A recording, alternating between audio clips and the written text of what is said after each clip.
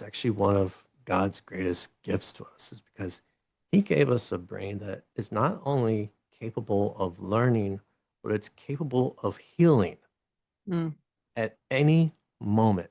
You just have to make the decision to do so. yeah. And so if she came to me with the intent of saying, I want to heal from this, well, we have everything needed in order to do that because her brain was designed to be updated, it was designed to be changeable. And so but in order to do that, we have to go into that experience and we have to let it bother her one more time. Welcome to Internet. Are you okay? The podcast where we dig into the internet's wildest stories to figure out what's really going on underneath. I'm your host, Patrick Ward. I'm a neuroplastician who helps people change the emotional patterns running their lives by using their brain's natural ability to update so we can change and rewrite those painful memories. In other words, if you come to me, we won't be doing any talk therapy. What we'll be doing is using your mental mechanics as leverage for your mental health. What I do is called memory reconsolidation. It's a powerful research-backed approach that's helping people all over the world recover from complex emotional issues, from severe PTSD, lack of confidence and self-worth, to general anxiety disorder. If you're curious, check out the Why It Works page at healingmindshift.com. Each week, I'm joined by my wife, Lauren, who brings me the latest gems she's uncovered from Reddit and beyond. Now, if something I say hits close to home this episode, you're not alone. You can book a free discovery call to learn more about what I offer at healingmindshift.com, or you can book a 1 or 2 hour session. I do my best to reply as quickly as possible. Tune in each week as we dive into the web's darkest corners. I'm ready, you're ready, so let's go. Hey everyone, we have a very serious podcast episode today.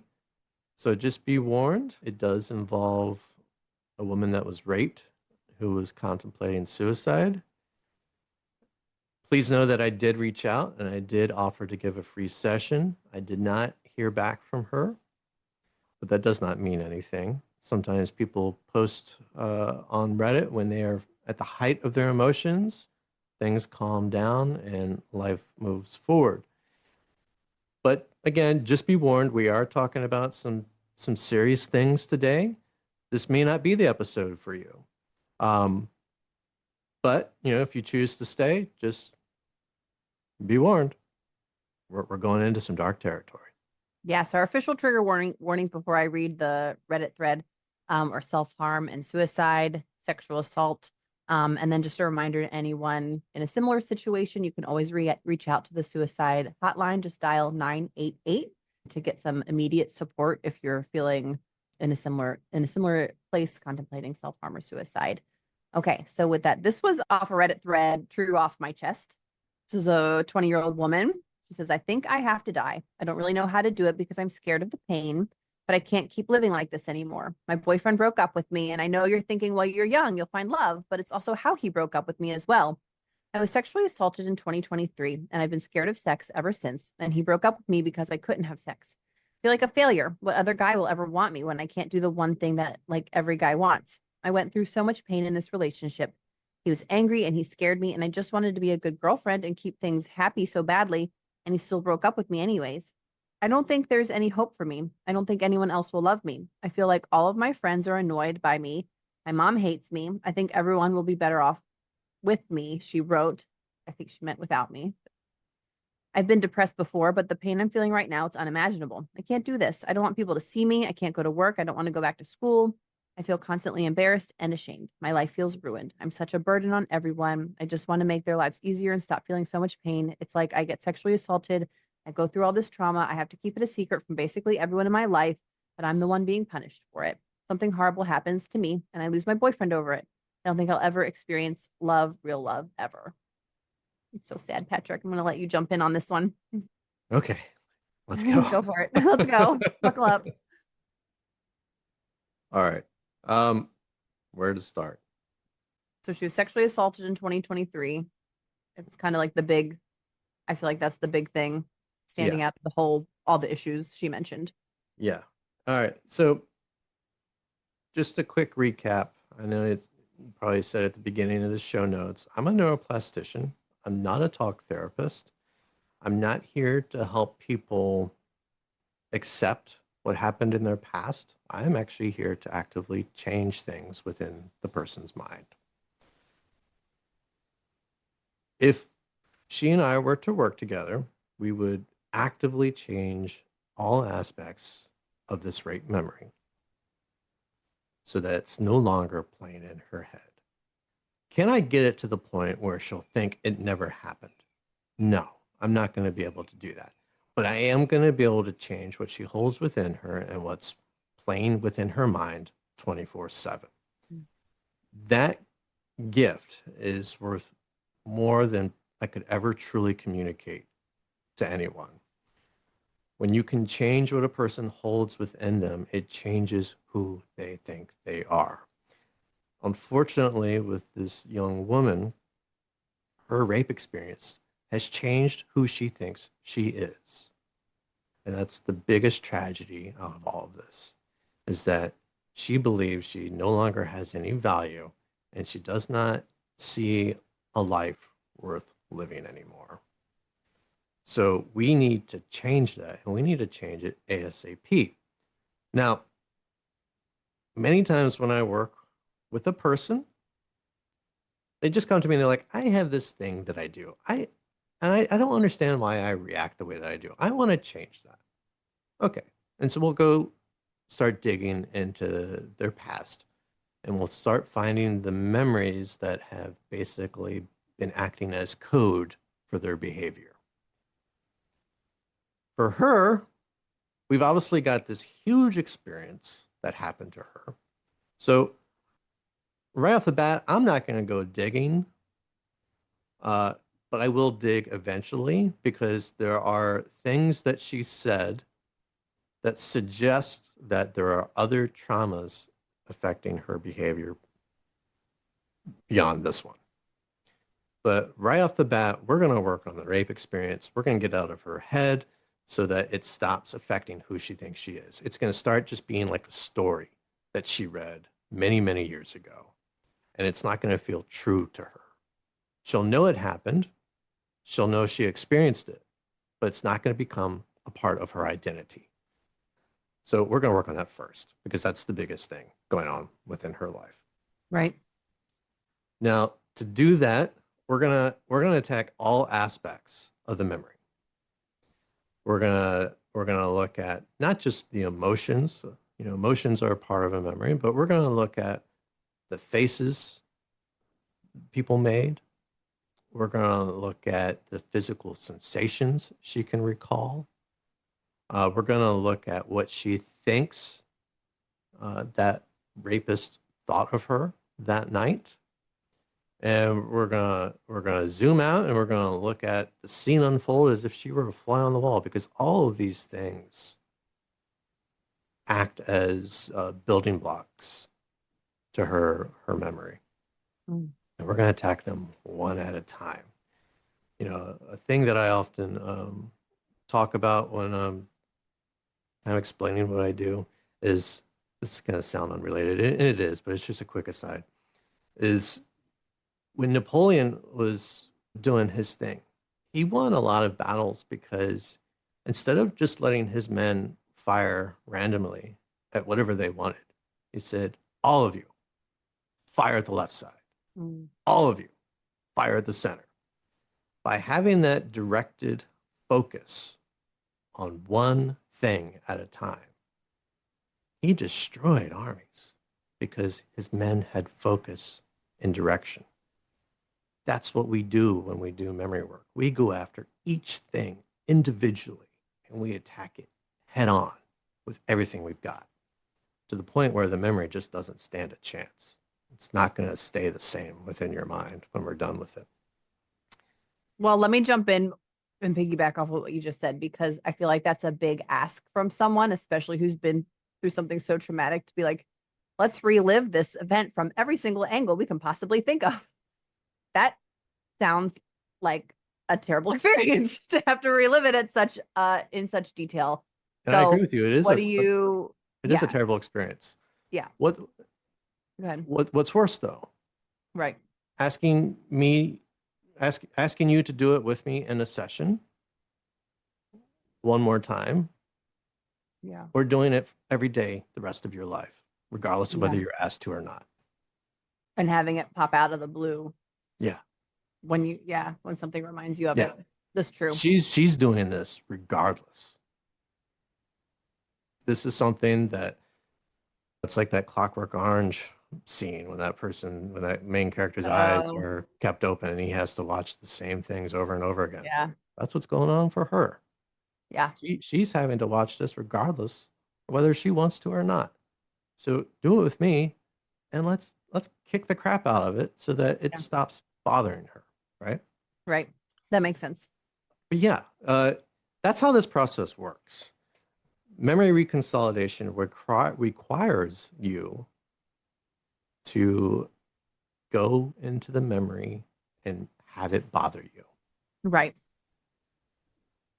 Every time you go into a memory, your brain releases chemicals that makes the neurons associated with that memory. It makes the proteins associated in charge of holding those neurons intact. It makes those proteins malleable. It makes them changeable, which is what enables you to learn, and that's the process that we lean into. If you just kind of talk about this memory and you don't make it bother you, well then we may not have those neurons where we need them to be. So, in order for significant change to occur, because we want your brain to release all those chemicals to make those neurons changeable. You know, I hate to break it to people, but I'm a pretty spiritual guy at the end of the day. And I think it's actually one of God's greatest gifts to us is because he gave us a brain that is not only capable of learning, but it's capable of healing Mm. at any moment. You just have to make the decision to do so. Yeah. And so if she came to me with the intent of saying, I want to heal from this, well, we have everything needed in order to do that because her brain was designed to be updated, it was designed to be changeable. And so but in order to do that, we have to go into that experience and we have to let it bother her one more time. Right. But lots of things going on with this story that we kind of need to talk about. She is afraid of sex now, Mm-hmm. rightfully so. Who can blame her? No one's going to blame her for that. Sure. Um, a couple things could have happened that night. One, it felt horrible, and it was just a painful, horrible experience, which is highly likely. Another thing that sometimes happens to victims of rape is that you can only do so much stuff down there before it starts feeling good. You're just going to have a physical reaction to things. And it will happen even if you don't want the sexual experience. And I've worked with people who were raped 10 years ago, 20 years ago, longer. And because the experience felt good, they will feel like their body betrayed them. As a Gotcha. consequence, these people often will become hyper aware of every physical sensation in their body. And they'll think that they're getting sick, they're getting cancer, they're developing some weird disease. And consequently, oftentimes they will get sick. And maybe they manifested it with their brain or it's just from stress, the stress of living. But they will become hyper aware and they will start to think that their body is betraying them. Why do they think that? They think their body betrayed them because that night their body betrayed them. It did Right. things it wasn't supposed to do, right? But for her, it sounds like it was probably a painful experience. And now she can't think of sex without thinking of pain and discomfort. Again, rightfully so. Who can blame her? Mhm. Which is another reason we want to work on this quickly, not just because she's suicidal. Obviously, that's the main reason I would want to work with her and get her to a better place because she's a valuable person. She came to this plant to have a good experience, and let's make sure she has one, right? No one should ever be in a space where they just feel like life's not worth living. The world's a beautiful place if you let it be. Um, After we get her to a good place, we want her to also start associating good things with sex again, because sex is important. It's core to so many people's identity. It's who they are. At the end of the day, their sexual drive and their passion is at the core of their being. Mm-hmm. And she is not able to access that part of herself because it's been broken. It's been broken by someone that didn't care about her, didn't treat her like a human being. So now at the core of her being, she feels broken and she feels unworthy. We need to get that to a good place so that she starts associating good things with sex again. Because even if we get her to a place where she's no longer even contemplating the idea of suicide, we want to make it so that she's able to make love with whoever she chooses to, and she does so happily and joyfully, because that's part of life. You, the sexual experience is part of life, and it should be a good experience. Yeah, it But sounds like that's definitely impacted her most recent relationship. yeah, Didn't I sound mean, like it ended well, whether he was a good guy or not. Moving forward, she'd probably still have a similar experience, regardless of what kind of partner she chooses. yeah. And so after we got this rape trauma to a better place in her mind, I would start asking her about the the partners she's had. I I'm wondering if the person that raped her was her boyfriend at the time. I don't know this, but Yeah, I who would I knows? I, I would hope that she would be able to share that experience with me, because uh, if I can find out who it was, we can start seeing patterns Mhm. in her What kind of life. patterns? If it was a partner and she was dating someone that was willing and obviously capable of doing that to her, has she been dating people that just weren't good for her Mm, for a while? Sometimes people will, because she says she's never really had a good love experience and she doesn't see herself having one ever. yeah, this Um, guy scared her, was angry. I would, I know this is going to sound weird, but I would ask her about mom and dad. Did mom and dad show her love? If they didn't, what people often do is they will get with people that are bad for them because that's what their brain associates with love, even if it's not the ideal experience of love. Right. So, Like they're she's been, mirroring what they grew up with. yeah, it's just the brain seeks familiarity, even if it doesn't think it's the ideal. It's like, I Mm, understand who this person is. He reminds me just like my dad. And so I'm going to get with this person because it's what I know. right. You And know what to expect, even if it's not good. yeah, unfortunately, that's a very common story for a lot of people, is that Yeah.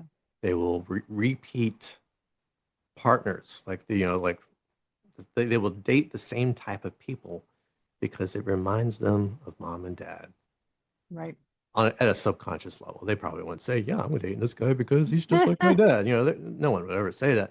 But to the subconscious, that's what the subconscious does. It seeks familiarity because your brain is tribal, and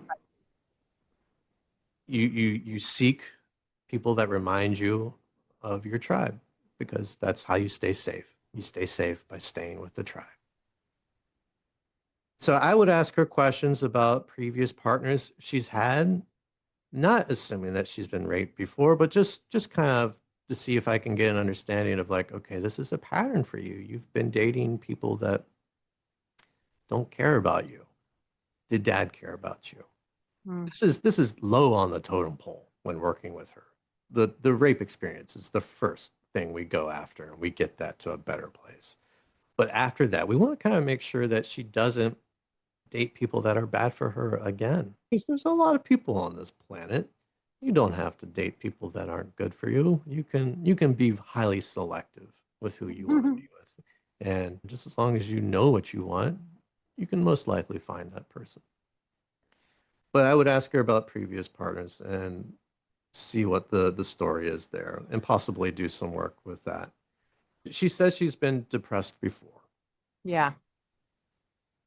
We would find out why, and it might tie into what we were just talking about. It might go back to mom and dad experiences or Hmm. something like that. The what what often happens with a traumatic experience is you will project it everywhere you look because it's all you think about. It's constantly on loop in your brain. Yeah. So of course you're going to see it everywhere you look. And she's thinking people don't want to hang out with her anymore. She's thinking her mom hates her. She's projecting all of these thoughts onto people that are most likely just her own. It sounds like she doesn't like herself anymore. It sounds like Mhm. she hates who she is. I mean, obviously, she's willing to commit suicide. So obviously, there's some self-hatred there. It's not Right. just the fact that she doesn't think life will ever be good. I think she's angry at herself to some degree. That I'm not makes saying she blames herself for the rape. She should never, ever blame herself for the rape. But nonetheless, even if she doesn't, there's still a degree of self-hatred there that we Yeah, and need she to talks about address. feeling ashamed, Yeah, she embarrassed feels and ashamed, ashamed. not wanting to be seen. Yeah, Yeah. yeah. And all of these things are just that night bubbling to the surface within her. You don't have to actively think of a memory for it to rule your life and your thought process. Um, Memories can bubble up in so many different ways. Case in point, she thinks everyone hates her and is angry at her. She's probably projecting their anger and their hatred onto them because she has this rape experience living in her mind of that guy who was angry at her and probably hated her. Hmm. So she's projecting all these things onto them. And that's the memory bubbling to the surface. When you think you know what other people think of you, that's a memory bubbling to the surface. It's whatever you learned that night or whatever you thought you learned that night and whatever you made that experience mean. That's the memory bubbling to the surface. And so all of these things can be addressed with memory reconsolidation because, at the end of the day, your brain just operates by basically ones and zeros. Is this thought on or is it off? And so anything that is going on within your mind can be addressed through memory reconsolidation. And so we can get her to a point where she doesn't think these things about herself. We can get her to a point where she doesn't think other people think these things about her. Um, all of this can be done. Can it be done in a single session? That's the question. Maybe, maybe not. Let's be honest. This was 2 years ago. The healthiest thing you can do after a traumatic experience is not allow yourself to think about it. That's a lot. That's a big ask. Hmm. But the reason I say that is because each time you go to that memory, you're building a bigger web. So you're making those neurons stronger. You're making those synaptic highways more efficient. They know what to do and when to do it when you go there. It's like, oh, you want to rebuild this experience? Okay, we're getting really good at rebuilding this one for you. All right, just give us half a second. We've got it ready for you. Yeah. All of that is done because you've built a strong neural network associated with this memory. But can it be changed? Of course it can be. But it may take a little longer depending on how long you've thought about a particular memory and this is going to sound insensitive, but how long you've abused yourself. For Like by her, reliving it in your mind. yeah, it was like she was raped 2 years ago. Has she been raped every day since? Yes, within her mind. Hmm. So she's built a bigger neural network, and we will need, it might take a little bit more time to address, Yeah. but we can get it to a good place. Now, sometimes people don't want to change stories because they're like, this is untruthful. I don't want to change the past because that's not what happened. I just want to come to peace with it.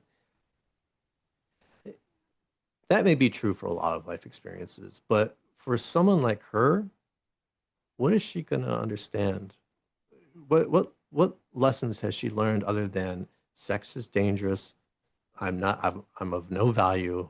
There's Hmm. no there's no worth to life anymore. Let's just Yeah, end it there's no all. meaning for her to gain from this experience. Nothing that would help her. No. So we're going to change the story completely. And again, will she remember that happened? Of course. I can't do but so much with memory reconsolidation, but I can change what you hold within you so that it's no longer a part of your identity. And the Yeah. way that we would do that is we would actually change the story of what happened. Change it completely. Yeah. Instead of hanging out with that guy that night, she went out and saw a movie with her friends. And it was the best night ever. Came back and played board games and then had a great night afterwards. I don't know. I don't know. Yeah. But change it to something that when she thinks of it, it makes her feel good. And the brain is so great that after we've changed the story within her mind, the same neurons that held on to this trauma are going to be the neurons that said, "Oh no, we actually had a good night that night. Let me let me show you what happened." Hmm. The brain's powerful, and it was designed to be updated, and you can heal. You just have to make the choice to do so. But anyway, yeah, big topic with this one. I suspect that she's had painful relationships a lot of her for most of her life, Okay. and I'm not going to say she walked into it. I'm not saying that. I'm just saying that her brain associated the wrong people with love because it's what she knew. Yeah. And we'll change that so that when she, with her next person, when she's ready to date again and to be with someone again, she gets with the person that's right for her, not instead of the person she thinks she should be with. And that will change her outlook on life. Not that she'll find And the her whole value through experience. someone Yeah. else. We're not saying that, No, but we will say that she'll enjoy life more if she's with two someone that separate actually things. makes her happy. Yeah, Yeah, it's the absolutely. self-worth and then feeling confident in the person that you want and Yes. having that full experience together. And realizing it's okay to be with someone that's not a part of the typical tapestry of your life. It's like, Yeah. oh, this guy, he's not like dad. He's a nerd and Mhm. he enjoys staying home and just talking to me. Yeah. You know, who is this guy? But people choose people that are like the people they know. Yeah. And sometimes we have to change that so that the brain realizes it's okay to get with someone that's completely unlike anyone it's ever known before. Yeah. And things will start changing when we do that. But Yeah. anyway, if you There's a have lot of any, hope for her. yeah, and I hope she found some help Yes. the day that she wrote this post. Again, I did reach out to her. I would have worked with her for free to get her into a good place, but um, with Reddit, what I've observed is that people will post and then they'll delete Yeah. after the emotions have subsided. And obviously, I'm praying that that's what happened that night. She just deleted it, Mhm. found help, and is now moving forward. Yep. But if you have any suicidal thoughts, please seek help and go to the appropriate people. You can work with me as well. We'll find out what's obviously been impacting your mental health.